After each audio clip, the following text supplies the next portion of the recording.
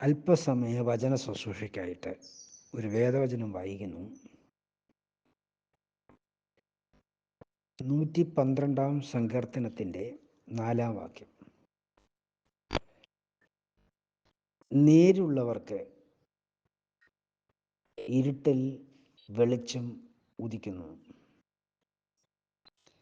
അവൻ കൃപയും കരുണയും നീതിയും ഉള്ളവൻ ആകുന്നു.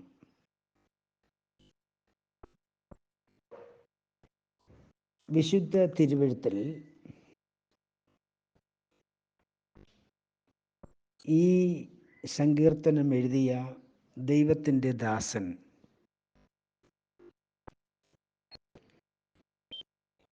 മുഖാന്തരമായി ദൈവം നൽകിയിരിക്കുന്ന വേദവചനമാണ് നമ്മൾ വായിച്ചത്. നേരുള്ളവർക്ക് ഇരുട്ടിൽ വെളിച്ചം ഉദിക്കും. ദൈവസന്നിധിയിൽ നേരോട് ജീവിക്കുന്നവർക്ക്,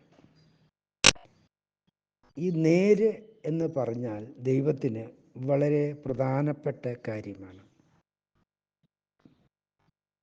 ഈ ഭൂമിയിൽ വിവിധങ്ങളായ മനുഷ്യരുണ്ട്, വിവിധങ്ങളായ സ്വഭാവത്തിൻ്റെ ഉടമസ്ഥരാണ് അവർക്ക്. ഹൃദയത്തിൽ വക്രതയില്ലാതെ സംസാരിക്കുന്ന, ഹൃദയത്തിൽ വക്രത നിരൂപിക്കാതെ സംസാരിക്കുന്ന, ഹൃദയത്തിൽ വേറൊന്ന് പ്ലാൻ ചെയ്തിട്ട് വായിലൂടെ മറ്റൊന്ന് സംസാരിക്കുന്നു.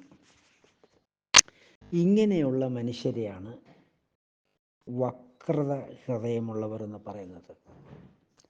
പറയുന്നതൊന്ന്, പ്രവർത്തിക്കുന്നത് മറ്റൊന്ന്.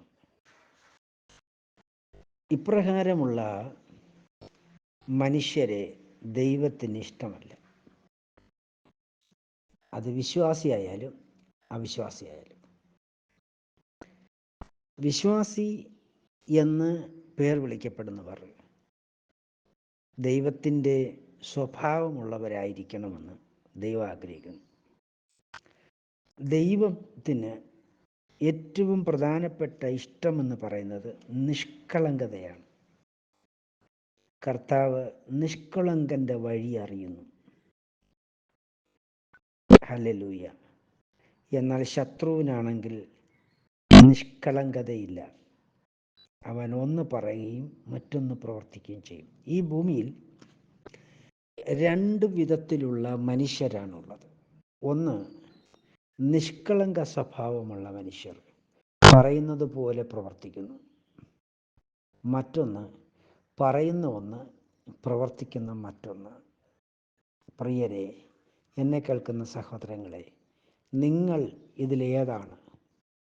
നിങ്ങൾ പറയുന്നതൊന്ന്, പ്രവർത്തിക്കുന്ന മറ്റൊന്നാണെങ്കിൽ നിങ്ങൾ ദൈവത്തിന് കൊള്ളാവുന്നതല്ല. അതുകൊണ്ട് പ്രിയരെ, പറയുന്നത് പോലെ പ്രവർത്തിപ്പീൻ. ഇപ്പോൾ ഒരു എക്സാമ്പിൾ പറഞ്ഞാൽ, ഞാൻ കുറച്ച് എൻ്റെ ഒരു ആവശ്യത്തിന് വേണ്ടി കുറച്ച് പൈസ മാറ്റി വച്ചിരിക്കുക. അപ്പോൾ ഒരാൾ വന്ന് എന്നോട് സ്ഥിരം ആയിട്ട് എന്നോട് പൈസ മേടിച്ച് തരാതിരിക്കുന്ന ഒരു വ്യക്തി, തിരിച്ചു തരാത്തൊരു വ്യക്തി വന്ന് എന്നോട് കടം ചോദിച്ചെന്നിരിക്കട്ടെ, എൻ്റെ ആവശ്യങ്ങൾ പറഞ്ഞ് എന്നോട് ചോദിച്ചെന്നിരിക്കട്ടെ. ആ വ്യക്തിയോട് കള്ളം പറഞ്ഞിട്ട് എൻ്റെ പൈസ എൻ്റെ കൈ വെക്കുന്നത് ഒരു ദൈവ പൈതലിന് ഉചിതമായ കാര്യമല്ല. എൻ്റെ അഭിപ്രായമാണ് ഞാൻ പറയുന്നത്. ആ വ്യക്തിയോട് പറയുക, എനിക്ക് ഇന്ന ആവശ്യങ്ങളുണ്ട്, അതുകൊണ്ട് എൻ്റെ കയ്യിൽ ഇത്രയും പൈസയുണ്ട്, അല്ലെങ്കിൽ എൻ്റെ ആവശ്യത്തിനുള്ള പൈസ എൻ്റെ കയ്യിലുണ്ട്, പക്ഷെ നിനക്ക് തരാൻ പറ്റുകയില്ല. എത്ര ശ്രമിച്ചാലും എത്ര പ്രവർത്തിച്ചാലും കൊടുക്കാതിരിക്കാൻ നമുക്ക് അധികാരമുണ്ട്. പക്ഷെ നമ്മൾ പറയുന്നത് തന്നെയായിരിക്കണം പ്രവർത്തിക്കേണ്ടത്. യേശുക്രിസ്തു പറയുന്നത് പോലെയാണ് പ്രവർത്തിക്കുന്നത്. നമ്മുടെ കർത്താവിൻ്റെ സ്വഭാവമുള്ളവരായിരിക്കണം നമ്മൾ. ഹല്ലേലൂയ. അപ്പോൾ എന്നെ കേൾക്കുന്ന സഹോദരങ്ങൾക്ക് തോന്നും, ഇങ്ങനെ നമുക്ക് ജീവിക്കാൻ പറ്റുമോ? നിശ്ചയമായിട്ടും കർത്താവിനെ ഭക്തിയോട് സേവിക്കുന്ന ഒരു ദൈവ പൈതലിനെ ഇങ്ങനെ ജീവിക്കാൻ പറ്റുകയുള്ളൂ. ഇല്ലെങ്കിൽ യേശുവിനെ സേവിക്കാൻ പറ്റുകയില്ല. സ്തോത്രം. ഈ ഭൂമിയിൽ ഒരുപാട് മനുഷ്യരുണ്ട്. നമ്മൾ യേശുക്രിസ്തുവിൻ്റെ ആൾക്കാരാണെങ്കിൽ അവരിൽ ഒരാളായി തീരുവാൻ നമുക്ക് പറ്റുകയില്ല. കർത്താവ് പറയുന്നു, അശുദ്ധി പ്രവർത്തിക്കുന്ന ഒന്നും ദൈവരാജ്യത്തിൽ പ്രവേശിക്കുകയില്ല. സ്തോത്രം. കർത്താവിൻ്റെ തിരുവെഴുത്തിൽ വെളിപ്പാട് പുസ്തകം 21 അധ്യായത്തിൻ്റെ 8 വാക്യത്തിൽ പറയുന്നൊരു വിഷയം, എന്നാൽ ദുർനടപ്പുകാരൻ, അശുദ്ധൻ, വിഗ്രഹാരാധി, ഭോഷ്കിൽ പ്രിയപ്പെടുന്നവരൊന്നും സ്വർഗരാജ്യത്തിൽ, പിതാവിൻ്റെ രാജ്യത്തിൽ പ്രവേശിക്കത്തില്ലെന്ന്. സ്തോത്രം. അതുകൊണ്ട് എന്നെ കേൾക്കുന്ന എൻ്റെ പ്രിയരെ, നമുക്ക് ദൈവഹിതമല്ലാത്ത എല്ലാ പദ്ധതികളും ഒഴിഞ്ഞ്, സ്വഭാവങ്ങൾ ഒഴിഞ്ഞ് ദൈവപ്രകാരം ജീവിപ്പാൻ ദൈവകരങ്ങളിൽ നമ്മെ സമർപ്പിക്കുക. എന്നാൽ തിരുവെഴുത്ത് പറയുന്നത്, എന്നാൽ ഭീരുക്കൾ, അവിശ്വാസികൾ, അറക്കപ്പെട്ടവർ, കൊലപാതകർ, ക്ഷുദ്രക്കാർ, ബിംബാരാധികൾ എന്നിവർക്കും ഭോഷ്കിൽ പ്രിയപ്പെടുന്നവർക്കും ഗന്ധവും പൊയ്യയും കത്തുന്ന തീയിലെത്രയേ അവരുടെ അവസാനം. ഒന്നും കൂടെ വായിക്കട്ടെ. എന്നാൽ ഭീരുക്കൾ, അവിശ്വാസികൾ, അറക്കപ്പെട്ടവർ, കൊലപാതകന്മാർ, ദുർനടപ്പുകാർ, ക്ഷുദ്രക്കാർ, ബിംബാരാധികൾ എന്നിവർക്കും ഭോഷ്ക് പറയുന്ന ഏവർക്കും ഓഹരി, തീയും ഗന്ധവും കത്തുന്ന പൊയ്യത്രേ. ഇത് രണ്ടാമത്തെ മരണം. പ്രിയരെ, ഭോഷ്കിൽ പ്രിയപ്പെടുന്നവർക്ക്, ഭോഷ്ക് പറയുന്നവർക്ക്, കള്ളം പറയുന്നവർക്ക്, നിഷ്കളങ്കമായി നടക്കാൻ പറ്റാത്തവർക്ക് സ്വർഗരാജ്യത്തിൽ പ്രവേശിക്കാൻ പറ്റുകയില്ല. ഒന്നാമത്തെ യോഗ്യത ഭീരു. യേശുക്രിസ്തുവിൻ്റെ നാമത്തെക്കുറിച്ചും യേശുക്രിസ്തുവിന് സ്നാനപ്പെട്ടിട്ട് ആ സത്യവചനം അല്ലെ സത്യവഴി മറച്ചു വെച്ച് ജീവിക്കുന്ന ഒരു വ്യക്തിക്ക് സ്വർഗരാജ്യത്തിൽ പ്രവേശിക്കാൻ പറ്റുകയില്ല.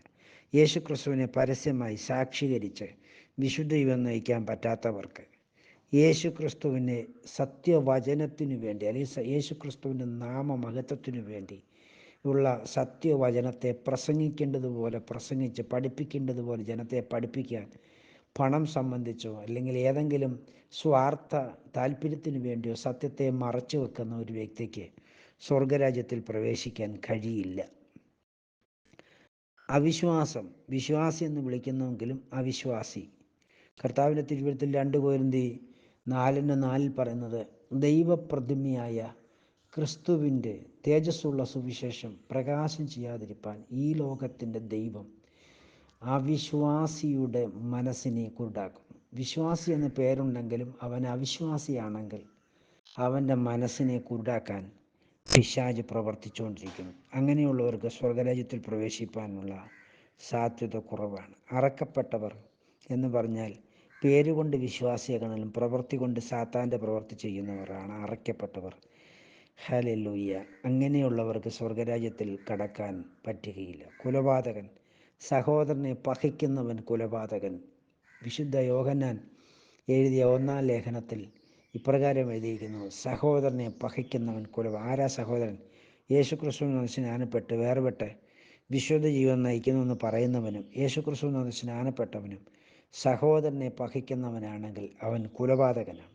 ഒരു കൊലപാതകനും നിത്യജീവൻ്റെ ഉള്ളിൽ പ്രവേശിക്കില്ല എന്ന് തിരുവെഴുത്ത് നമ്മെ പഠിപ്പിക്കുന്നു. ദുർനടപ്പുകാരൻ, നിങ്ങൾക്കറിയാമല്ലോ. ക്ഷുദ്രക്കാർ, ബിംബാരാധികൾ, ഇതെല്ലാം നിങ്ങൾക്കറിയാവുന്നതാണ്. ഞാനതിനെ വ്യാഖ്യാനിക്കാൻ പോകുന്നില്ല. എന്നാൽ ഭോഷ്ക് പറയുന്നവർ, അതാ നമ്മൾ പറഞ്ഞ വിഷയം. ഭോഷ്കിൽ പ്രിയപ്പെടുന്നവർ, ഭോഷ്ക് പറയുന്നവർക്ക് സ്വർഗരാജ്യത്തിൽ, യേശുവിൻ്റെ രാജ്യത്തിൽ പ്രവേശിപ്പാൻ കഴിയില്ല. യേശുക്രിസ്തുവിന് സ്നാനപ്പെട്ടിട്ട് കള്ളം പറയുന്ന ഒരു വ്യക്തിയായിട്ട്, ഈ കള്ളം പറയാൻ വേണ്ടി മാത്രം വാ തുറക്കുന്നൊരു വ്യക്തിയാണെങ്കിൽ, സഹോദര സഹോദരി, നിനക്ക് യേശുവിൻ്റെ രാജ്യത്തിൽ പ്രവേശിക്കാൻ കഴിയില്ല. തിരുവെഴുത്ത് പറയുന്നത് ഭോഷ്ക് പറയുന്നതിൻ്റെ വാ അടഞ്ഞു പോകുമെന്ന്. അതുകൊണ്ട് എന്നെ കേൾക്കുന്ന എൻ്റെ പ്രിയരെ, യേശുക്രിസ്തുവിന് സ്നാനപ്പെട്ടവരാരെങ്കിലും എൻ്റെ വാക്ക് കേൾക്കുന്നെങ്കിൽ, നിങ്ങൾ കള്ളം പറയുന്ന സ്വഭാവമുള്ളവരാണെങ്കിൽ ഇന്ന് പൽക്കാലം അത് ഉപേക്ഷിപ്പാൻ യേശുക്രിസ്തുവിൻ്റെ നാമത്തിൽ ഞാൻ നിങ്ങളോട് പ്രബോധിപ്പിക്കുന്നു. ഹല്ലേലൂയ. അഥവാ അറിയാതെ ഒരു കള്ളമല്ല പറഞ്ഞു പോയാൽ ഉടനെ ആരോടാണോ കള്ളം പറഞ്ഞ ആ വ്യക്തിയോട് ഞാൻ പറഞ്ഞത് കള്ളമായി, എന്നോട് യേശുക്രിസ്തു ക്ഷമിക്കും എന്ന് പറഞ്ഞ് മാനസാന്തരപ്പെട്ട് ശുദ്ധീകരണം പ്രാപിച്ച് മുന്നോട്ട് പോകണം. എൻ്റെ കുഞ്ഞുങ്ങളെ, നിങ്ങൾ പാപം ചെയ്യാതിരിപ്പാൻ ഇത് ഞാൻ നിങ്ങൾക്ക് എഴുതുന്നു. ഒരുത്തൻ പാപം ചെയ്യുന്നെങ്കിലോ നീതിമാനായ യേശുക്രിസ്തു എന്ന കാര്യസ്ഥൻ പിതാവിൻ്റെ സന്നിധിയിൽ നമുക്കുണ്ടെന്ന് എഴുതിയിരിക്കുന്നല്ലോ.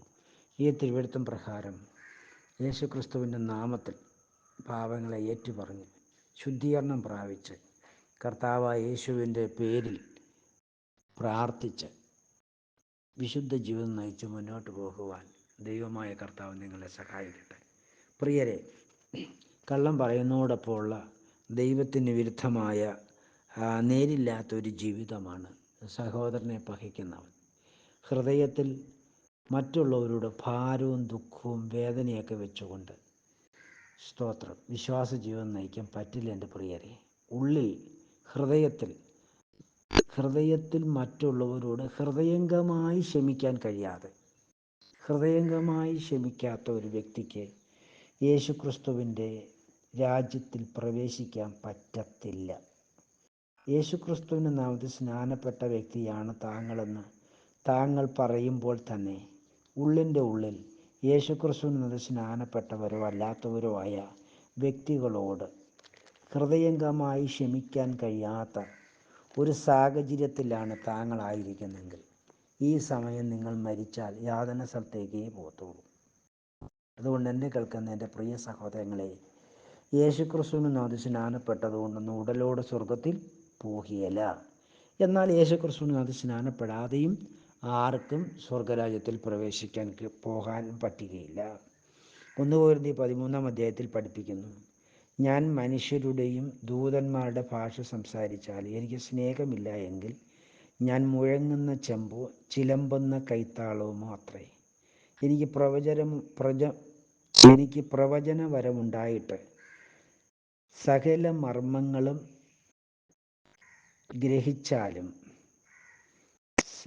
ഗ്രഹിച്ചാലും മലകളെ നീക്കുവാൻ തക്ക വിശ്വാസമുണ്ടായാലും സ്നേഹമില്ല എങ്കിൽ ഞാൻ ഏതുമില്ല. എനിക്കുള്ളതെല്ലാം അന്നദാനം ചെയ്താലും എൻ്റെ ശരീരം ചുടുവാൻ ഏൽപ്പിച്ചാലും സ്നേഹമില്ല എങ്കിൽ എനിക്ക് ഒരു പ്രയോജനമില്ല.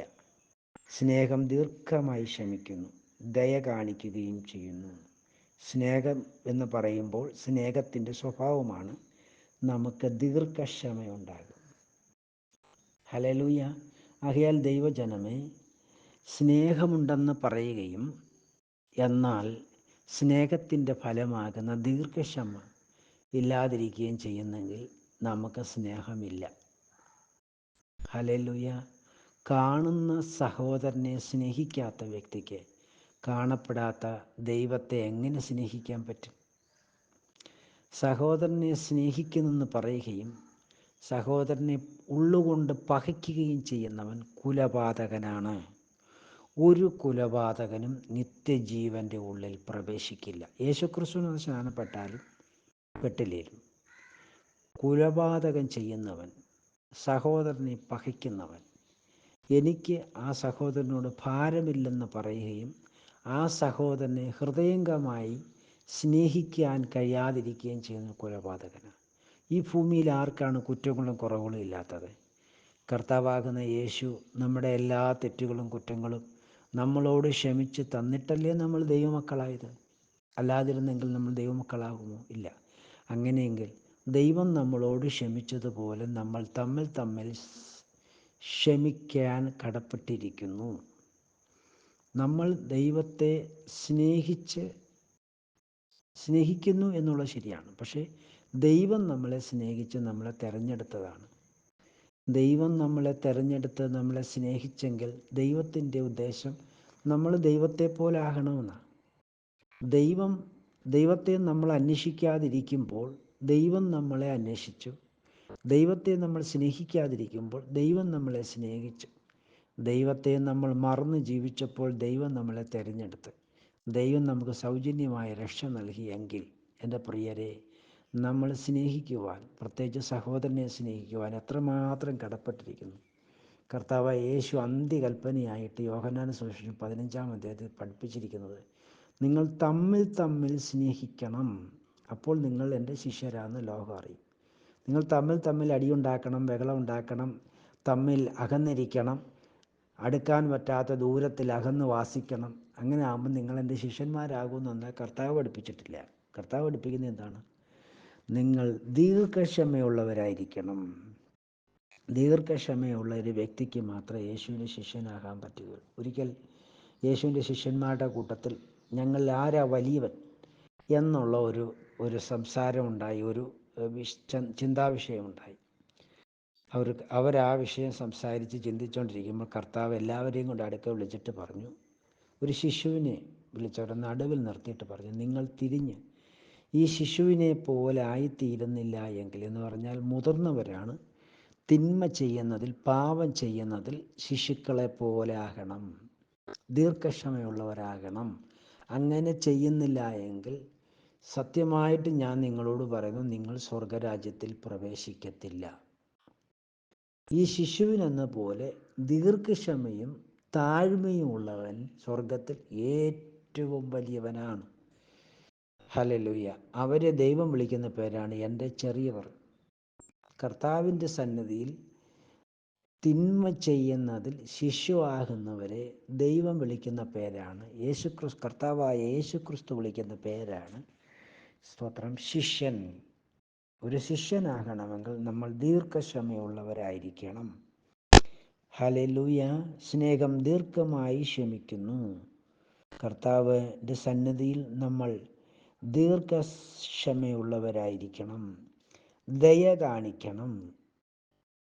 സ്നേഹം സ്പന്ദിക്കുന്നില്ല എന്ന് പറഞ്ഞാൽ അർത്ഥം എന്താണ്? ഹൃദയം സ്പന്ദിക്കുക എന്ന് പറഞ്ഞാൽ വിട്ട് പ്രവർത്തിക്കുന്നു. അതേപോലെ എന്തെങ്കിലും ഒന്ന് കാണുമ്പോൾ ഒരു സ്നേഹം വരും, അല്ലെങ്കിൽ നമ്മളെക്കുറിച്ച് നല്ല വാക്ക് പറയുമ്പോൾ ഒരു സ്നേഹം വരും, നമ്മളെക്കുറിച്ച് ചീത്ത പറയുമ്പോൾ അല്ലെങ്കിൽ നമ്മുടെ തെറ്റ് ചൂണ്ടിക്കാണിക്കുമ്പോൾ നമ്മുടെ സ്നേഹം പോവും.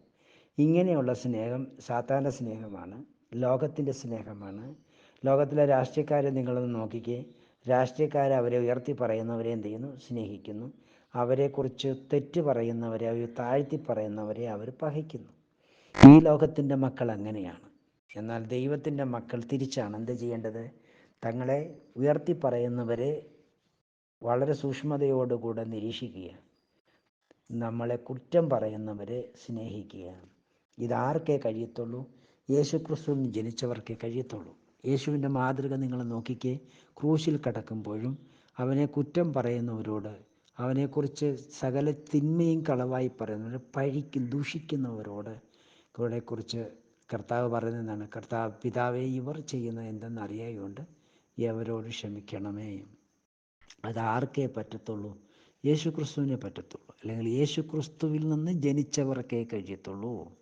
ദൈവം ഈ ഭൂമിയിൽ വെച്ച് നമ്മളെ തിരഞ്ഞെടുത്തത് പിശാചിൻ്റെ പ്രവർത്തികളെ അഴിപ്പാനാണ്. പിശാചിൻ്റെ പ്രവൃത്തി എന്താണ്? പിശാചിനെ ഉയർത്തി പറയുന്നവർ, പിശാചിൻ്റെ മക്കളെ ഉയർത്തി പറയുന്നവരെ അവർ സ്നേഹിക്കുന്നു. പിശാചിൻ്റെ മക്കളെ തള്ളിപ്പറയുന്നവർ, പ്രവൃത്തികളെ തള്ളിപ്പറയുന്നവരെ അവരും പകയ്ക്കുന്നു. ഇതേപോലെ ആണ് ദൈവപൈതലേ, യേശുക്രിസ്തുവിന് സ്നാനപ്പെട്ട നിൻ്റെ സ്വഭാവമെങ്കിൽ നീ ഇതുവരെയും വീണ്ടും ജന്മം പ്രാപിച്ചിട്ടില്ല, നീ ദൈവപൈതലായിട്ടില്ല. നിൻ്റെ ഉള്ളിൽ ദൈവമുണ്ടോ എന്ന് സൂക്ഷിക്കേണ്ടതുണ്ട്. യേശുക്രിസ്തു നിന്നിൽ വീണ്ടും ജനിച്ചോ എന്ന് നീ നിന്നെക്കുറിച്ചൊന്ന് വിലയിരുത്തേണ്ടത് ആവശ്യമുണ്ട്. അതുകൊണ്ട് എന്നെ കേൾക്കുന്ന ദൈവത്തിൻ്റെ മക്കളെ, ഇരുട്ടിൽ നിന്ന് വെളിച്ചം പ്രകാശിക്കണമെങ്കിൽ നമ്മൾ പാപം സംബന്ധിച്ച് ഇരുളിൻ്റെ മക്കളായിട്ട് ജനിച്ചവരാണ്. നമ്മളിൽ പ്രകാശം വരണമെങ്കിൽ നമ്മൾ വില കൊടുത്തേ പറ്റൂ.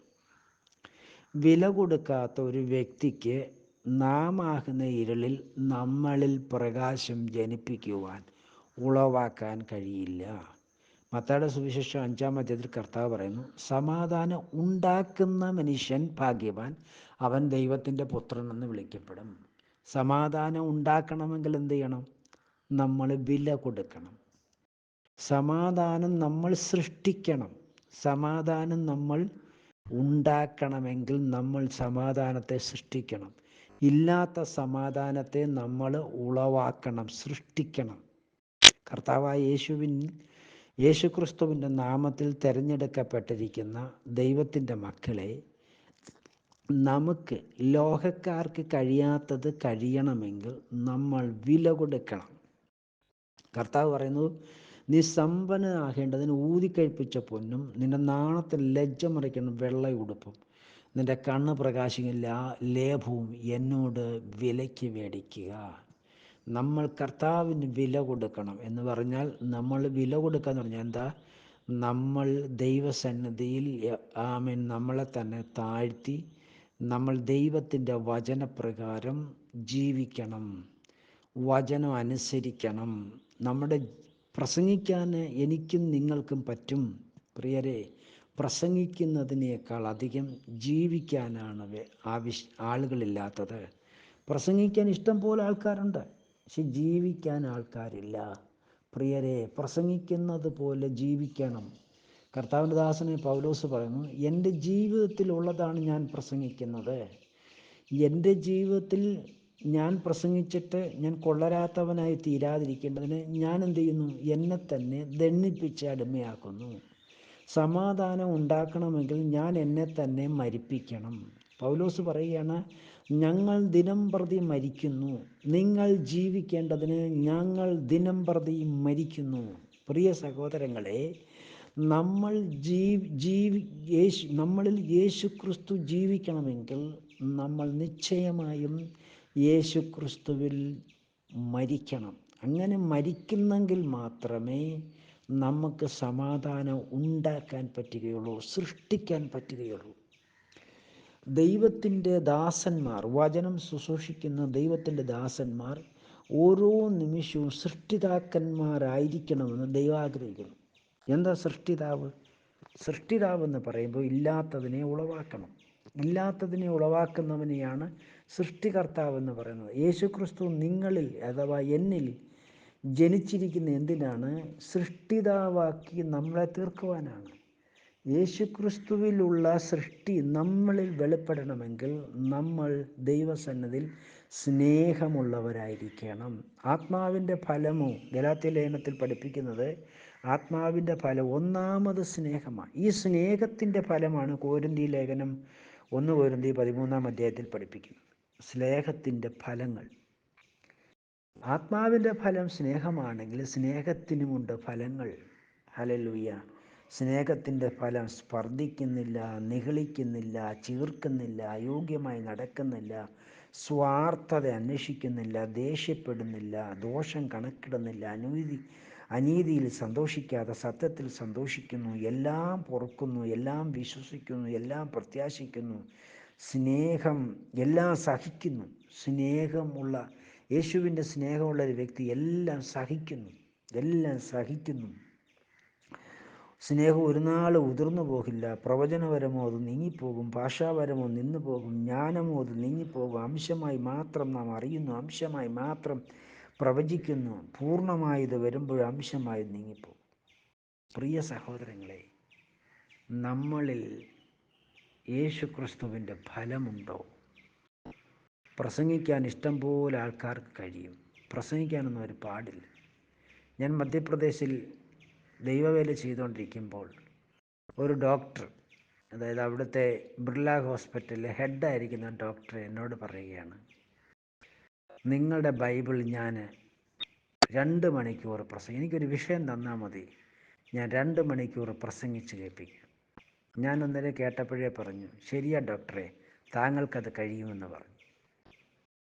പ്രസംഗിക്കാൻ പാടില്ല സഹോദര.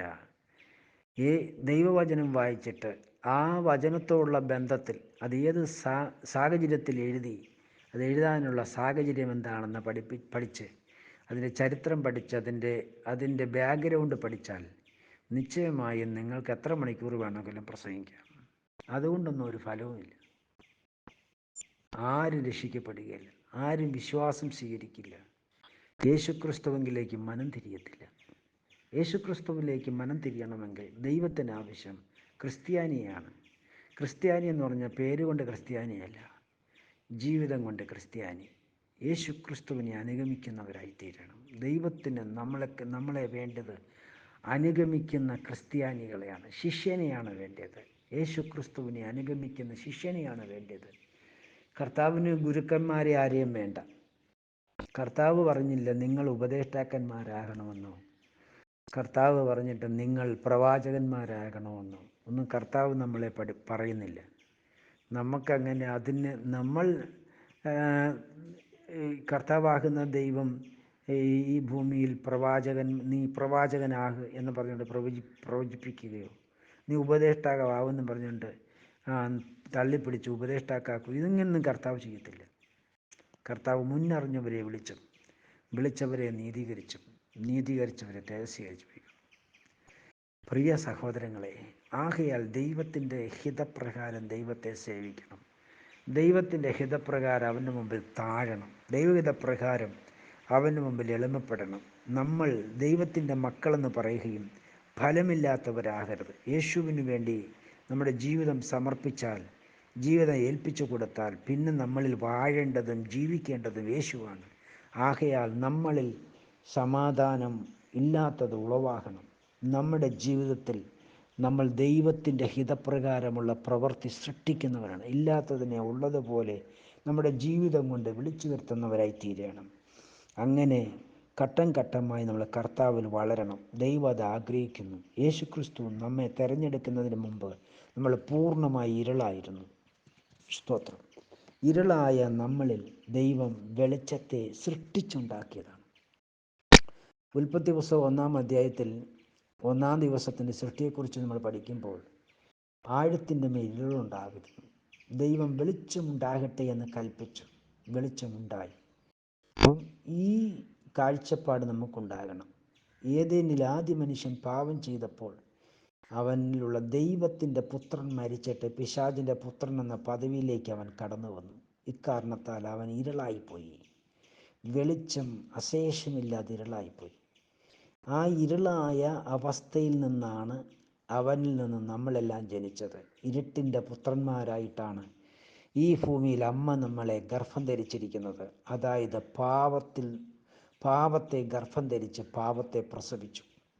ആകയാൽ നമ്മൾ അമ്മ പ്രസവിച്ചു എന്ന് പറയുന്നത് പാപത്തെയാണ്, ഇരുളിനെയാണ് പ്രസവിച്ചിരിക്കുന്നത്.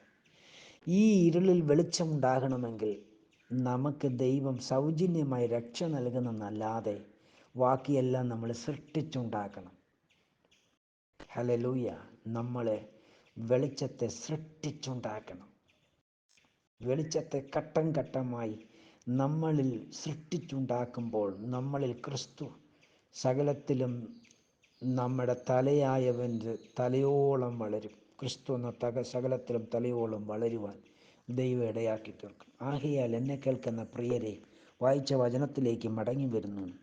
തിരുവെഴുത്ത് പറയുന്നു, നേരുള്ളവർക്ക് ഇരുട്ടിൽ വെളിച്ചമുദിക്കും. നമ്മൾ നേരുള്ളവരാണെങ്കിൽ, നമ്മളിൽ ദൈവഹിതപ്രകാരമുള്ള സ്നേഹം വസിക്കാനുള്ളവരാണെങ്കിൽ നമ്മളിൽ എന്തുണ്ടാകും? നമ്മളിൽ നാം ആകുന്ന ഇരുളിൽ വെളിച്ചം ജനനമെടുക്കേണ്ടതിന് വെളിച്ചം നമ്മളെ തക്ക സമയത്ത് വേർതിരിച്ച് യേശുക്രിസ്തുവിങ്കിലേക്കുള്ള അടിസ്ഥാനത്തിലേക്ക് നമ്മളെ കൊണ്ടുവന്ന് പാപബോധമുള്ളവരാക്കി നമുക്ക് മാനസാന്തരത്തിൻ്റെ അനുഭവത്തിലേക്ക് നമ്മെ കടത്തിവിട്ട് പത്രോസിൻ്റെ ഉപദേശപ്രകാരം സ്നാനപ്പെട്ട് വേർപെട്ട് വിശുദ്ധ ജീവൻ നയിപ്പാൻ തക്കവണ്ണമുള്ള വഴികൾ തുറന്ന് ദൈവം നമ്മളെ സഹായിക്കും. അതുകൊണ്ട് എന്നെ കേൾക്കുന്ന എൻ്റെ പ്രിയ സഹോദരങ്ങളെ, യേശുക്രിസ്തുവിൻ്റെ നാമത്തിൽ ഇതുവരെയും സ്നാനപ്പെടാത്തവരാരെങ്കിലും എൻ്റെ വാക്ക് കേൾക്കുന്നെങ്കിൽ, നിങ്ങളിലുള്ള ഇരുളിൽ വെളിച്ചം ജനിക്കേണ്ടതിന് പ്രിയരെ, നിങ്ങൾ കർത്താവിൻ്റെ സത്യോപദേശത്തിലേക്ക് മടങ്ങി വരുവാൻ യേശുക്രിസ്തുവിൻ്റെ നാമത്തിൽ ഞാൻ നിങ്ങളെ പ്രബോധിപ്പിക്കുന്നു. കർത്താവ് നിങ്ങളെ സഹായിക്കട്ടെ. ഒരു പ്രാവശ്യം കൂടെ നിങ്ങളോട് പറയട്ടെ, നമ്മൾ ശരീര സംബന്ധിച്ച് ജനിച്ചിരിക്കുന്നത് പാപം സംബന്ധിച്ചാകിയാൽ ഇരുളായിട്ടാണ്. നമ്മൾ ഇരുളിൻ്റെ പുത്രന്മാരായിട്ടാണ് ഈ ഭൂമിയിൽ മനുഷ്യനായിട്ട് ജനിച്ചത്. ഇരുളിൻ്റെ പുത്രന്മാർക്ക് ഒരിക്കലും വെളിച്ചത്തിൻ്റെ രാജ്യത്തിലേക്ക് പ്രവേശനമില്ല. നമ്മളാകുന്ന നമ്മുടെ ഇരുളിൻ്റെ അടിസ്ഥാനം, ഏറ്റവും പ്രധാന സ്ഥലമെന്ന് പറയുന്നത് ഹൃദയമാണ്. സ്തോത്രം. നാം ഇരുളിൻ്റെ സന്തതിയായി അമ്മ നമ്മളെ പ്രസവിച്ച നമ്മളിലുള്ള ഇരുളിൻ്റെ കേന്ദ്രസ്ഥലം ഹൃദയമാണ്. ആ ഹൃദയത്തിലാണ് വെളിച്ചം ജനിക്കേണ്ടത്. വെളിച്ചം യേശുക്രിസ്തുവാണ്. യേശുക്രിസ്തു നമ്മളിൽ ജനിക്കണമെങ്കിൽ യേശുക്രിസ്തു നമ്മളിൽ പ്രവേശിക്കണം. അതാണ് പത്രോസിൻ്റെ ഉപദേശം പറയുന്നത്, നിങ്ങൾ മാനസാന്തരപ്പെട്ട നിങ്ങളുടെ പാപങ്ങളുടെ മോചനത്തിനായി ഓരോരുത്തൻ യേശുക്രിസ്തുവിൻ്റെ നാമത്തിൽ സ്നാനമേൽപ്പീൻ. എന്നാൽ പരിശുദ്ധാത്മാവിൻ്റെ പേരെന്താണ്? യേശുക്രിസ്തു. യേശുക്രിസ്തു എന്ന പരിശുദ്ധാത്മാവെന്ന ദാനം, അതായത് യേശുക്രിസ്തു എന്ന ദാനം നിങ്ങൾക്ക് ലഭിക്കും. അപ്പോൾ നമ്മുടെ ഹൃദയത്തിൽ എന്തുണ്ടാകും? വെളിച്ചം ജനനമെടുക്കും. നാമാകുന്ന ഇരുളിൽ വെളിച്ചം പ്രകാശിക്കണമെങ്കിൽ നമ്മുടെ ഹൃദയത്തിൽ യേശുക്രിസ്തു ജനിക്കണം. യേശുക്രിസ്തു ജനിക്കുവാൻ ഒരേ ഒരു ഉപദേശമേ ഉള്ളൂ, പത്രോസിൻ്റെ ഉപദേശം. എന്നെ കേൾക്കുന്ന യേശുക്രിസ്തുവിനത് സ്നാനപ്പെട്ടിട്ടില്ലാത്ത ഏതെങ്കിലും വ്യക്തി കേൾക്കുന്നെങ്കിൽ, സഹോദര, നിങ്ങളോട് ദൈവദാസന്മാർ പറയുന്നത് യേശുക്രിസ്തുവിൻ്റെ നാമത്തിൽ സ്നാനമേൽക്കാനാണ്. യേശുക്രിസ്തു എന്നത് മഹാദൈവത്തിൻ്റെ പേരാണ്. ഈ മഹാദൈവത്തിൻ്റെ പേരായ യേശുക്രിസ്തു എന്ന പേരിലാണ് പിശാചിൻ്റെ പ്രവൃത്തികളെ ദൈവം അഴിക്കുന്നത്. ആകയാൽ യേശുക്രിസ്തുവിൻ്റെ നാമത്തിൽ സ്നാനപ്പെടാത്ത ഒരു വ്യക്തിയുടെ ഹൃദയത്തിൽ ദൈവം വീണ്ടും ജനിക്കുന്നില്ല. താങ്കളിൽ വീണ്ടും ജനനം എന്ന് പറയുന്നത് ദൈവത്താൽ സംഭവിക്കേണ്ടതാണ്. ദൈവമാണ് ജനിക്കേണ്ടത്. വീണ്ടും ജനനങ്ങൾ താങ്കളുടെ ഹൃദയത്തിൽ സംഭവിക്കുന്നില്ല എങ്കിൽ താങ്കളിലുള്ള പിശാചിൻ്റെ പ്രവൃത്തിയാകുന്ന ഇരുളിനെ ദൈവം അഴിക്കുന്നില്ലെന്നതിൻ്റെ അർത്ഥം. ദൈവം അഴിക്കാത്തിടത്തോളം കാലം താങ്കൾക്ക് പ്രകാശത്തിൻ്റെ രാജ്യത്തിലേക്ക് പ്രവേശിക്കാൻ കഴിയില്ല. പ്രകാശത്തിൻ്റെ രാജ്യമായ തേജസ്സിൻ്റെ രാജ്യമാണ് സ്വർഗരാജ്യം. ഈ സ്വർഗരാജ്യത്തിലേക്ക് താങ്കൾക്ക് പ്രവേശിക്കണമെങ്കിൽ താങ്കളിൽ വെളിച്ചം ജനിക്കണം. അത് കഴിഞ്ഞിട്ട് ജനിച്ച വെളിച്ചത്തിൽ നിങ്ങൾ നന്മയെ സൃഷ്ടിച്ചുണ്ടാക്കണം. അങ്ങനെ നിങ്ങൾ സകലത്തിൽ ക്രിസ്തു എന്ന തലയോളം വളരും. എന്നാൽ മാത്രമേ നിങ്ങൾക്ക് യേശുക്രിസ്തുവിൻ്റെ രാജ്യത്തിൽ പ്രവേശനം ലഭിക്കുകയുള്ളൂ. ആകയാൽ എന്നെ കേൾക്കുന്ന എൻ്റെ സഹോദരങ്ങളെ, നിങ്ങൾ പ്രകാശത്തിൻ്റെ സാക്ഷിയായി തീരേണ്ടതിന്, ഇരുളിൽ വെളിച്ചം ഉദിക്കേണ്ടതിന് സർവശക്തൻ നിങ്ങളെ സഹായിക്കട്ടെ എന്ന് പ്രാർത്ഥിച്ചുകൊണ്ട് എൻ്റെ വാക്കുകളെ ഉപസംഹരിക്കുന്നു. ദൈവമായ പരിശുദ്ധ പിതാവ് നിങ്ങളെ അനുഗ്രഹിക്കട്ടെ, സഹായിക്കട്ടെ.